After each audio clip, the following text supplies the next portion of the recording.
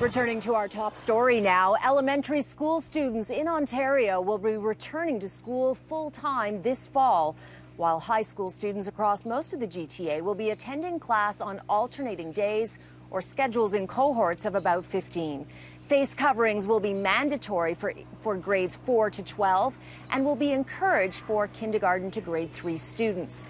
Families will still have the option of full-time remote learning for their children.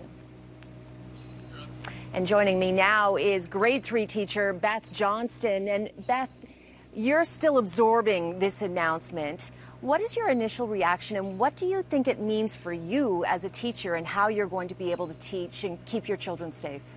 I think like any teacher right now, I have 1,000 questions. Yeah. I understand we're waiting for the ministry's response and the union's response, of course, but at this time I know, and I'm sure I speak for a lot of teachers, when we just want to figure it out. We just want to figure out the logistics. We just want to hammer it out.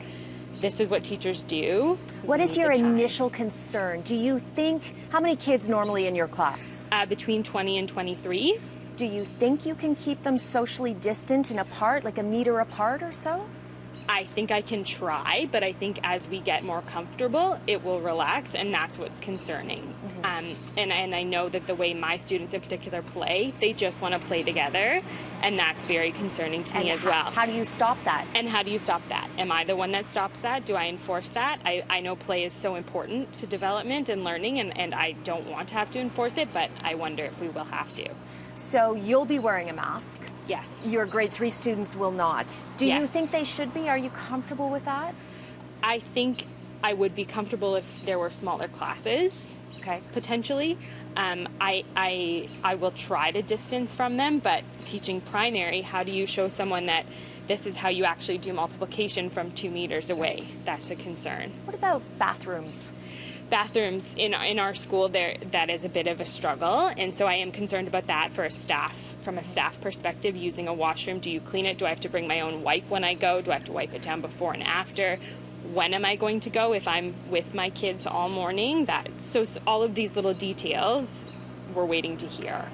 So overall, from what you did here, do you think enough is being put in place to keep you safe and your students safe? At this point, no. I'm hoping that we receive more information and more guidelines. I know teachers are nervous, okay, but we will do it. We will adapt and we will figure it out, because that's what teachers do.